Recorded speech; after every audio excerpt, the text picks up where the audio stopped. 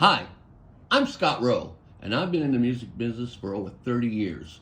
And I've been called the founding father of copycat rock, which means you see all these tribute bands around, I started it.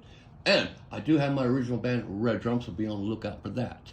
But right now, I'm going to be interviewing several musicians throughout the valley, as you'll see in a series of shows I like to call my casting couch. So, welcome to my casting couch.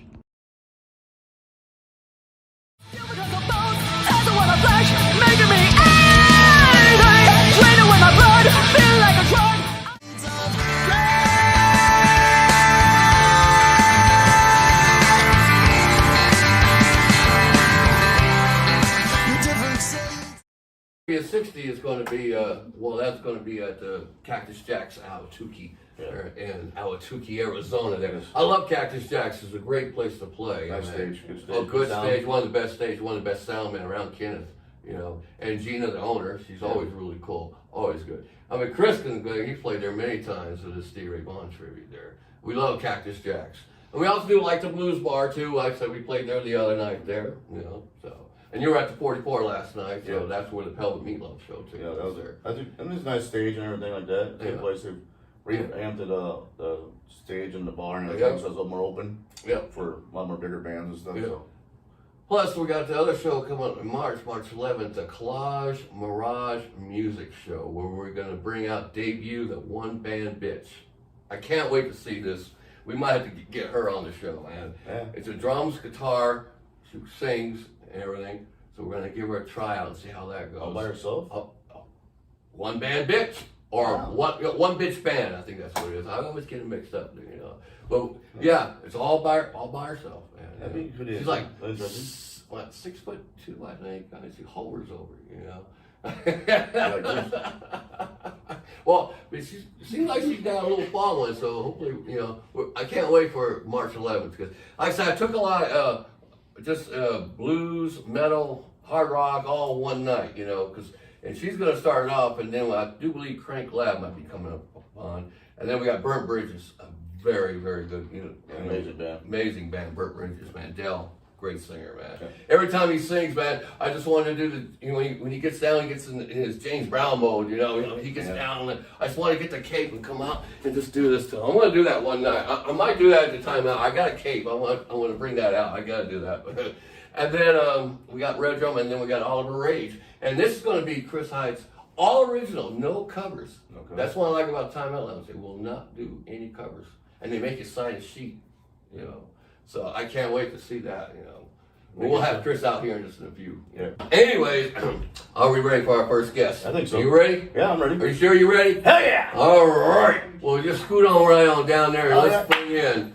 This is Tulin Howey, and you mostly know her from the band Empire Desire, and also she's forming a new group there called Pretty Deadly, all-female group, and they might be playing one of the shows that I got booked coming up. Anyways, also, I'm producing her as Alice Cooper. You'll see that coming up there, February 18th, Cornucopia 60. So, without further ado, let's welcome Tulin Howey. Come on in. Have a seat there, daughter. How you doing? I'm doing all right. All right.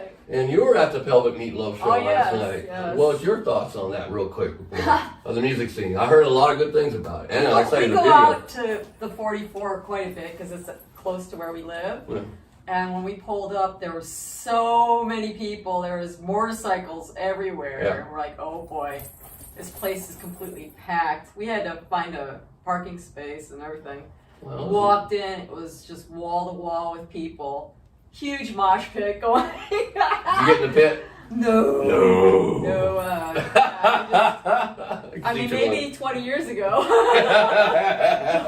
but it's incredible to me, you know, the girls that jump in there. It's just how they can just keep up with the guys. Mm-hmm. Well, there's nothing wrong with that. Speaking of that, an interesting question about metal, female metal, before we get into it.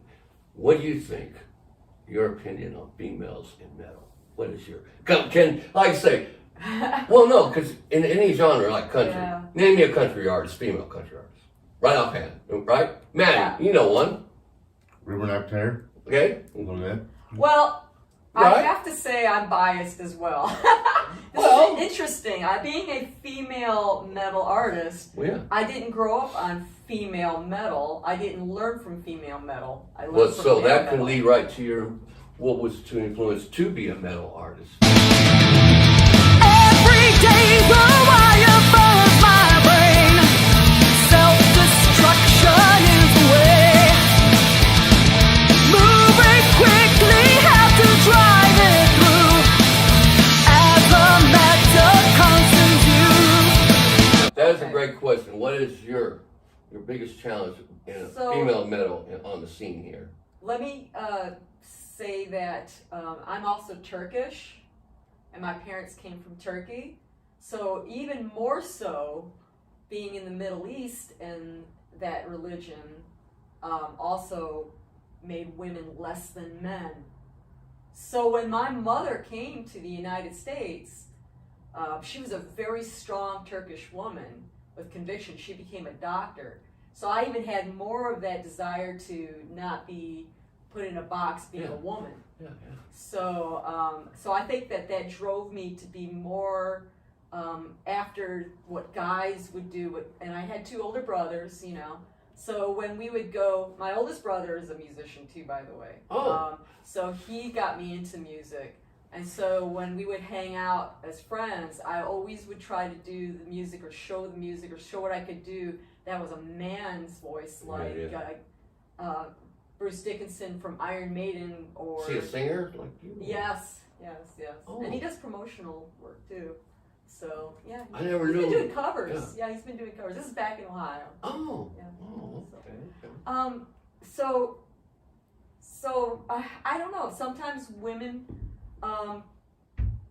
nowadays, I think it's a lot easier than it was before. I think that women can be better. They're really great at music now. They're really writing some great stuff. I think it's becoming a little easier, and I think there is some crossover with music and stuff. Yeah.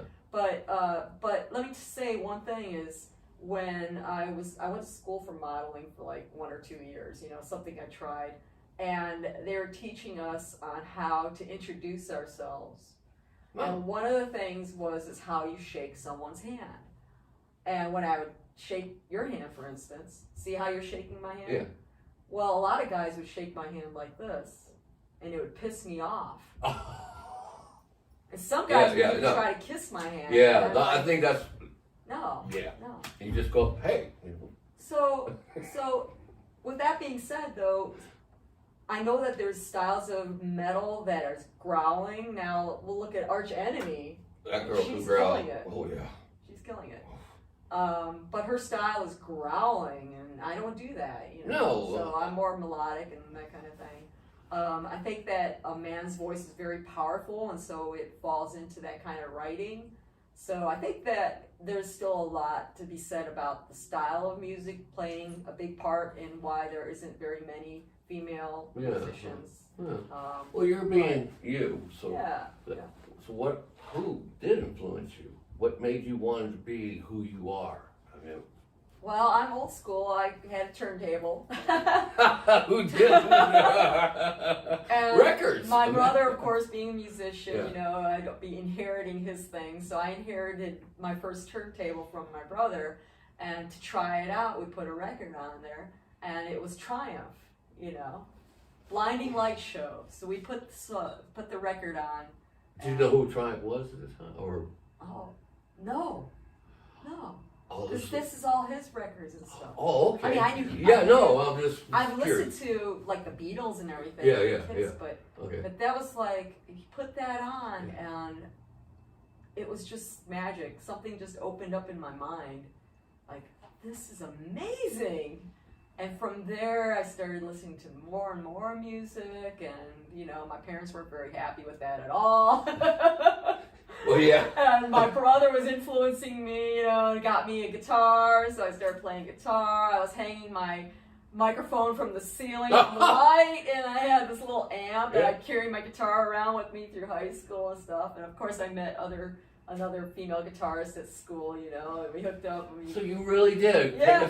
Just wow, yes, that's awesome. Yes, so. Keep going, yeah. So I started to, I was really into like metaphysics and and all that, you know, so that was a big part of the writing, and Black Sabbath and Judas Priest and all that, and you know, anything that was pushing the envelope. And so Ozzy, you know, Mr. Crowley, you know, things like that. I was really into that mystery, you know, and so I started writing a lot of lyrics that way. And just sometimes I would just write in a journal. I would just write my lyrics out, and things, and thoughts, and from there, you know, I just kind of, I felt like music was more about a place that I could go, a safe place that I could go and be myself. I felt a little bit out of. Usually a lot of musicians I think feel a that. lot Yeah. of musicians feel like, you know, they're different than other people, you know. Of course. So I think that was a place that I could find, you know, connections. Yeah. So when you found your talent and playing, now the first band you ever were in, what was it? First band. Metal Fox. It was all female band. Tell me Metal about Fox. Tell me all about it. First band, Metal Fox. Really? First What year band. was that? Can you remember that? Go remember that far I think go back that far. How old am I? Say way back year in is that? 1980. It was the 80s. I think it was the 80s. Yeah. So it was before I met Ken, you know? Oh, Yeah. we'll lead up to that. But tell me about that so- first band. What was your, you were excited for that first gig? We and were all? playing in my friend's garage, you know. That was your first gig? We learned or- AC/DC, and I don't think we really had any first gigs. We were just in a band, Just you know. in a- We never played any first gigs until I met Ken, you know. So, but that was my first band. After So you that, never played out, but No. this in the No. garage? No, just another. And then you met Ken right after that and formed a band? Is that early? I was actually So how did- in a relationship with Ken before I was in a band with Ken. Did he know you were a musician? Oh, that was the primary. That was the So primary. where did you drive. exactly meet? I mean, were you at a grocery store one day and just eyed each other, or a Well- record store, or how, I mean... It was a party. And okay. It was a house party, and there was it wasn't a lot of people there. It was, I think, snowing out, and so there wasn't a lot. Snowing? But a mutual was this friend at? of ours. This is Ohio. Okay, that's what I want to read. Where did you actually? So you're not even from here, then? Actually. No. Okay, so go back. You met him in Ohio. In Ohio. Okay. And it was a mutual friend who actually was like had his eyes on him, you know. Oh. But then when we met, he had his eyes on me, and I'm like, oh boy, my friend's gonna kill me, you know. But we started like sneaking off around the house, and you know, right away it was just immediately connection, you know. Connection. And you found out he's a guitar player? Or? He had his guitar there. He handed No. it to. He had his guitar with him.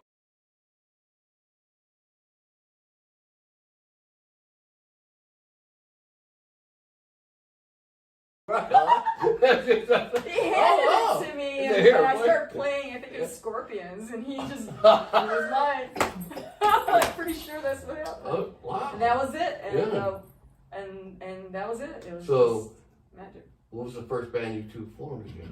Was it Well, Empire? he was always- in another or- band. He was Oh, he's already. in Oh, another I see. band. Okay.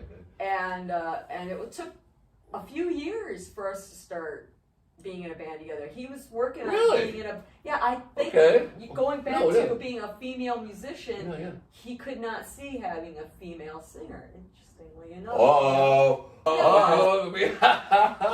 So yeah. we This ran is off- good. When we graduated from high Yeah. school, I graduated from high school. We went to Florida. I started going to college there. We moved in together. We went to Florida together, and we found a apartment right way on the edge, like almost into the Everglades. We're talking like tree frogs, Yeah. you know, marsh, Yeah. No, no. alligators. Yeah. So I think he wasn't having much success finding a decent band to be in, you know, and I was focused on school, so I wasn't Yeah, really doing course. the thing, but of course I still wanted to sing. And he just, we had this little Casio. Casio. And one night we were just really bored, and Yeah. we started playing the Yeah. Casio, and Yeah. I started singing along with it. Yeah. And next thing you know, we're like, "Oh my gosh, this actually sounds pretty good." And I think we had a tape recorder, and we Yeah. recorded it. Wow, we need to be at that tape still. And then that was it. At Yeah. that point, we're like, "All right, let's get a band going," you know. So we moved back to Ohio. We found a bass player who just got out of the service. He was in the Air Force. He just got out. And then from there, we got married. We got married and moved. I've seen your wedding pictures on that. Yeah. You're so young. Yep. And that was it. That was all I could. So what made you move to Phoenix? So I mean, you had a band. Did you start the band and kind of move? Was it Empire I Desire? think we always knew we wanted to get out of Ohio. You know, we didn't think there was very much opportunity to make it. Well, why Phoenix? Making it was such a big deal. Well, California's too expensive. And a friend of ours was moving to Phoenix, and she invited us along, so we jumped on that. And, What year was that? And then she basically kicked us out 30 What? years later. What? So you moved her boyfriend in. What year was that? Because had to write. 1991? Yeah. 91. Yeah, okay. Was that when you formed Empire Desire? I got a job at Empire Desire, started in Ohio, so we came. Oh, as a okay. band. That's what I was saying. Yeah, when you came from Ohio, so you came And down we here. came here and we finished constructing the rest of the band, but we did have a drummer and other guitarists back in Ohio. We just blazed. It's like we played some of the same places, but we never met until years later. It's just so I weird how know. a small world, you know. Exactly. Yeah, the Mason Jar was Yeah, very nice. Mason Jar was one of our first show with Doro. Doro. Actually, Right. And that was back then. There was Warlock. Was she with Warlock when back She then? just finished. Or was that her solo thing? She 'Cause just I know started doing her solo thing. Yeah. Oh, yeah, 'cause I remember she would flip flops. Yeah, and that place was packed. Oh, I imagine. Oh, the Mason yeah. Jar was only some like, yeah. So, Mason Jar, of course, was a big landmark of Phoenix. Oh, yeah. And you could see actually famous people. Oh, show yeah. up. Rob Halford. Oh yeah, well he was at one of my first show I ever Yeah. did. You know? Yeah. Oh yeah.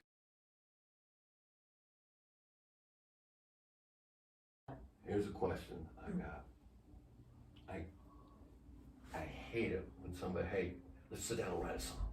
It doesn't seem to happen that way, you know? Yeah. It's just, when you say, can you plan something? Well, It's nice if you can, but sometimes it just doesn't seem to happen, you know? No. You never know when you write a song, is it just out of nowhere, or do you just get inspired, or you think, I don't know, how is it? I mean, on your inspiration, what? I find I watch a lot of movies. You know, I do watch a lot of movies, and if you read a lot and you explore the world, and that comes That's how from there. Yeah. I can kind of maybe theme around that. Yeah.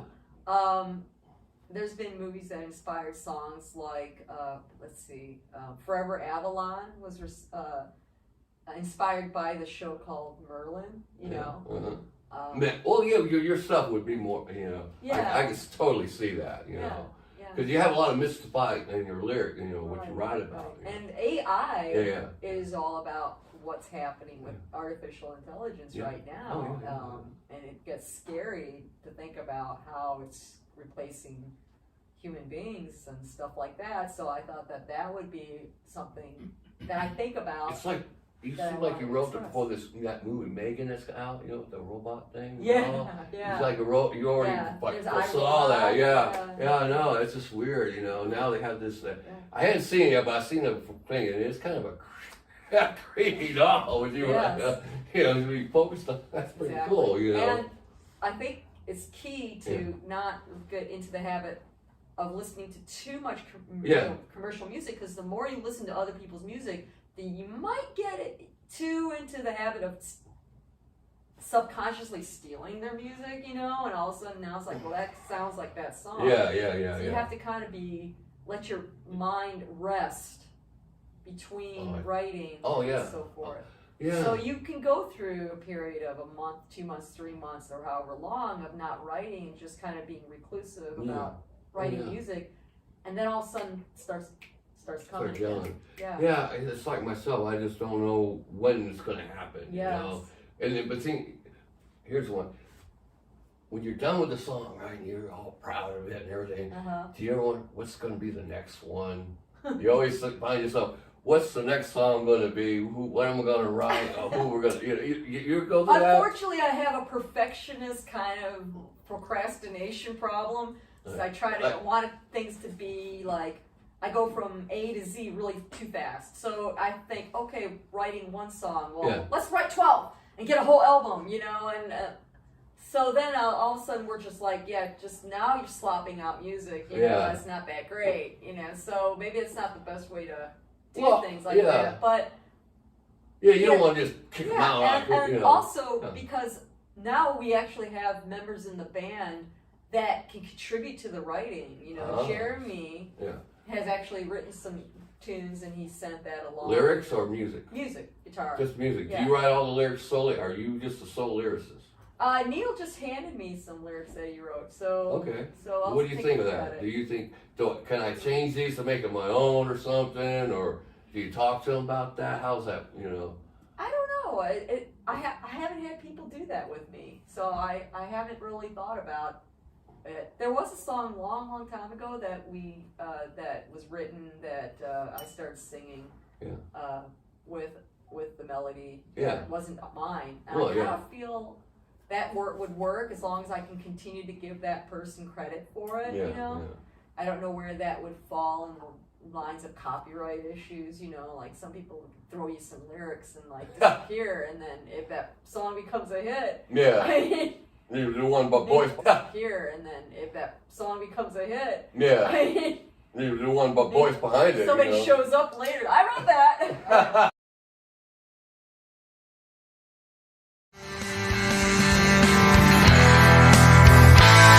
Treated me thoughtfully. The mask slipped off eventually. You crawled into my mind when you became so unkind. I gave it all to you. I say a Stevie Ray Vaughan tribute artist. There you Former.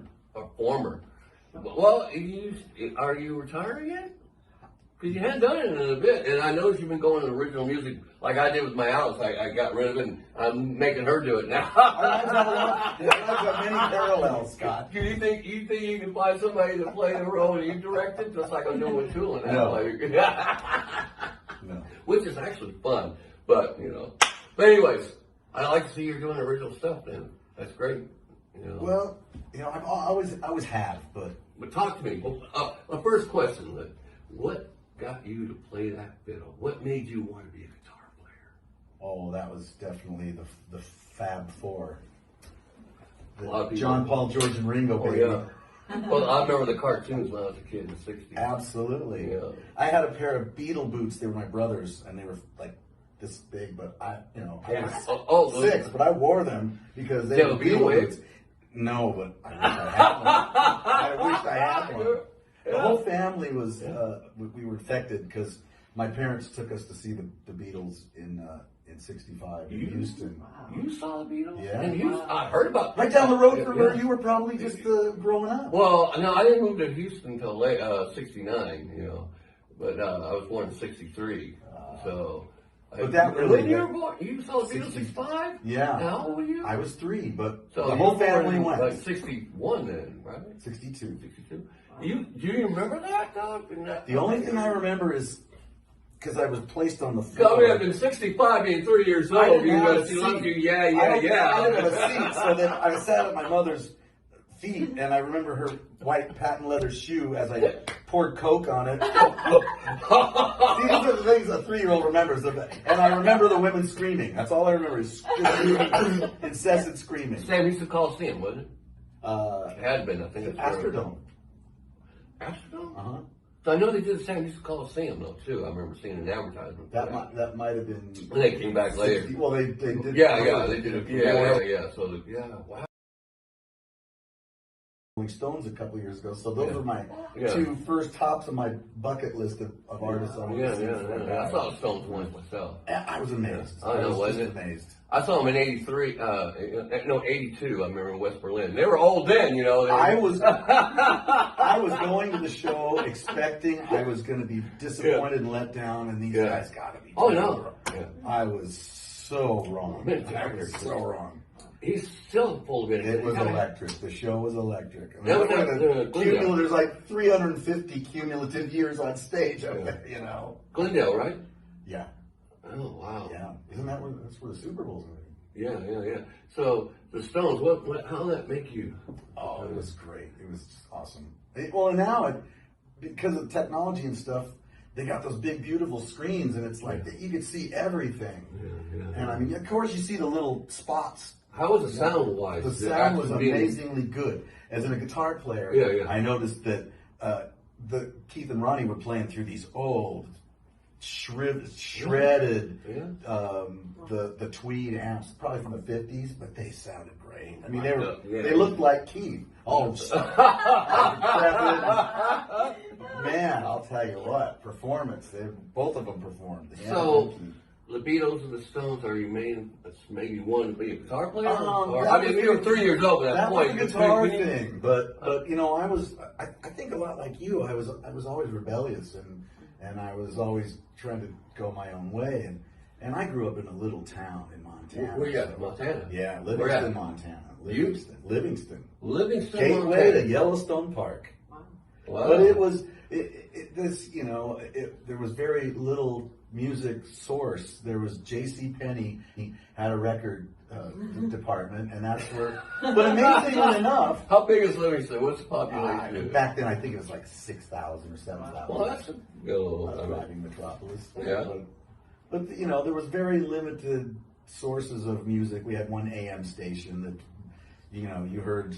Yeah, that's what I was going to ask. Big band and, you know, really, really early, like, doo-wop stuff was their risque stuff that they played. Before FM really came in. It was before FM. Yeah. They didn't play much rock or anything or something like that? No, but I'll tell you what, the college station in Bozeman, just a 26 miles to the... Okay, to the there we go. west. That's what I wanted. They had and it still do, the old school FM where each DJ brought in a stack of records. Yeah, of course, And you never know what you'd hear. You might hear Johnny Cash, and then you might hear The Clash. And then you might hear Bob Marley, and then you might hear of course. Screaming Jay Hawkins. It was great. It's still wrong with that, man. I was home a couple years ago. It's still thriving. KGLT. So, what made you decide to be a guitar player? What made you, I want to be a guitar player?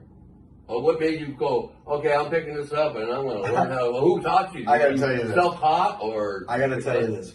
4th grade, Catholic school, Sister Jane Albert put up a flyer that said guitar lessons.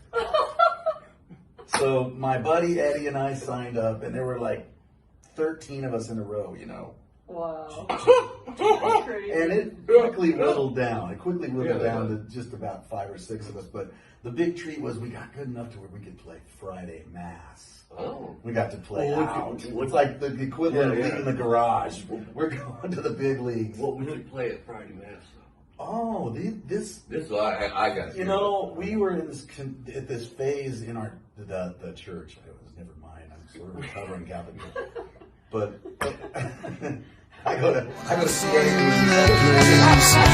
colors since that day. All I see are different shades of gray.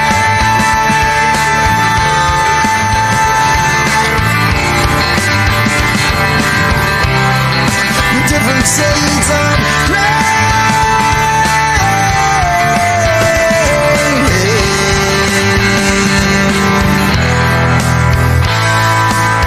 You treated me thoughtfully. The mask slipped off eventually. You crawled into my mind when you became so unkind. I gave up. Are we ready to do a song? Yes. I see you guys work something up for us there, right? What's the song you're going to do for us? Miracle of songwriting. That's right. An old favorite that we threw together at the last minute. All right.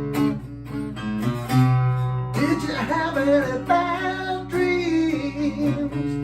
Did you break any glass? Won't you be my companion? Is there even a chance? You've been talking in circles since I've been able to cry. There's never been any reason for never telling me why. Save my life, I'm going down for the last time. Loving with the sweet love and better than a white lie.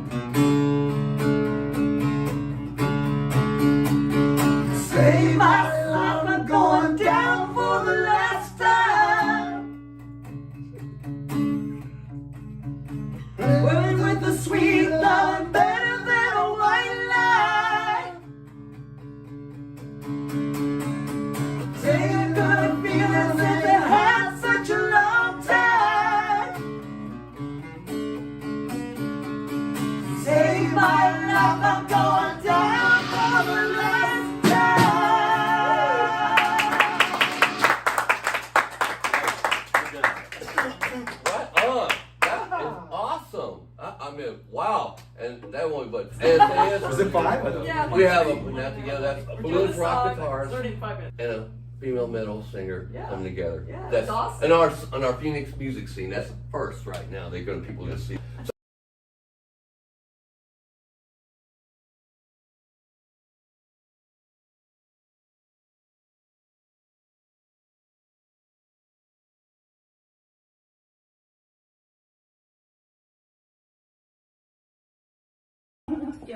Right up. Click me. Click you? Say it again. You couldn't even get a little Click closer. me. You more demanding. Click me and subscribe below.